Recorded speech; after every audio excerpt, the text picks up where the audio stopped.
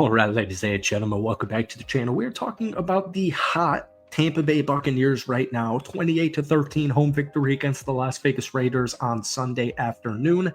3 straight wins, which means they are now the divisional leaders in the AFC South over the Atlanta Falcons.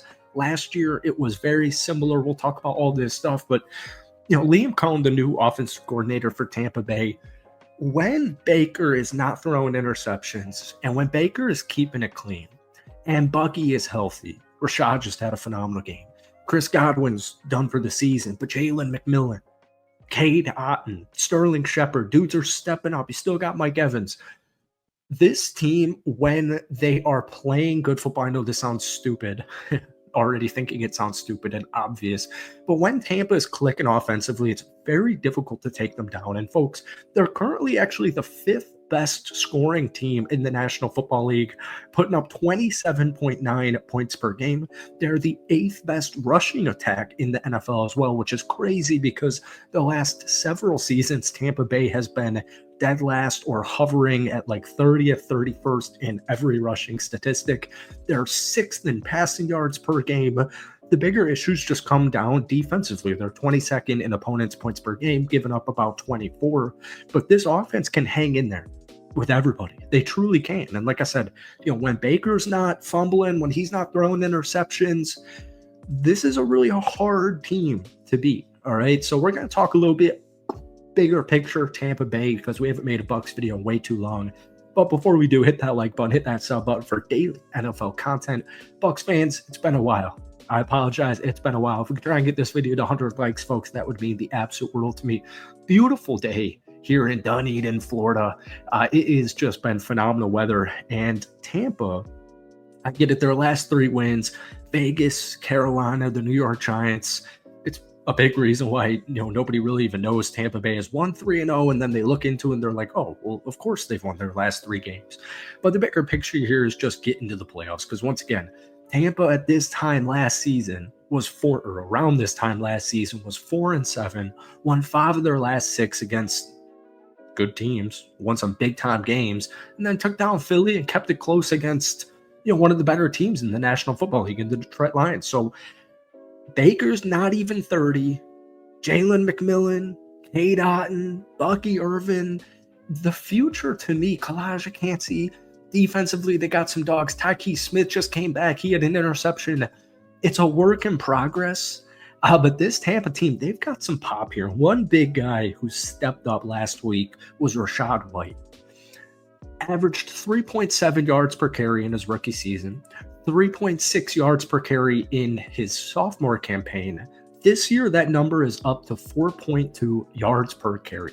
On Sunday against the Las Vegas Raiders, 17 attempts, 90 total yards, and a touchdown. He averaged 5.3 yards per carry. He also had 2 catches for 19 yards and a touchdown. He is a really talented back who it appears like just needed a dude like Bucky Irvin next to his side here. Since the start of the 2022 season, Rachaad White joins Christian McCaffrey as the only 2 players in the league with 10-plus rushing and receiving touchdowns. Rachaad White and Bucky Irving are also one of 2 running back duos with 800 or more scrimmage yards each this season. Jahmyr Gibbs and David Montgomery on the Detroit Lions are the other team.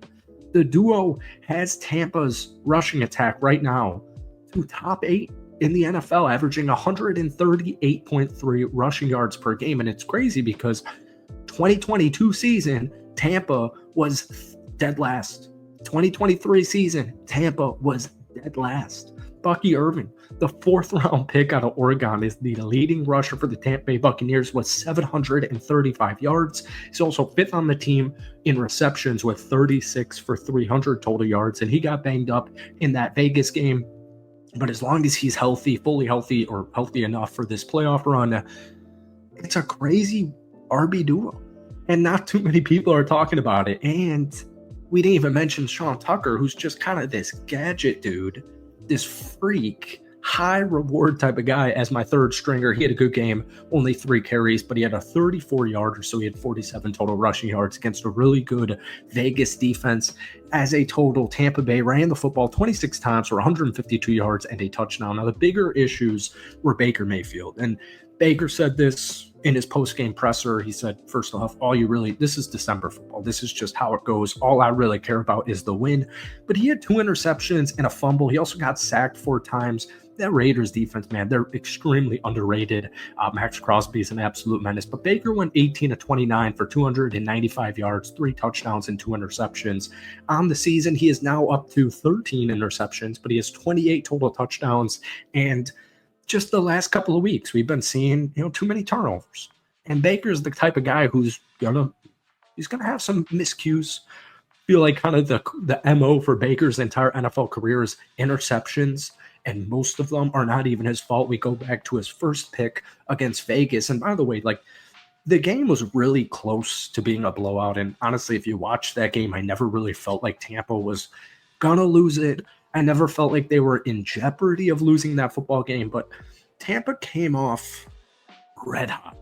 2 straight touchdowns on their first 2 possessions. It was 14-0 after the first quarter, and they didn't score in the second quarter, and it was because Baker Mayfield threw 2 interceptions. And the first one was just, I forget who the Raider was who picked the ball off, but it was just a phenomenal play. It was on a screen going left to Rashad White, and the defensive edge just kind of backed up, snagged it, tipped it with one hand, and then brought the football down. And that, not as much on Baker Mayfield to me. His second pick in the red zone, Tampa Bay was about to score.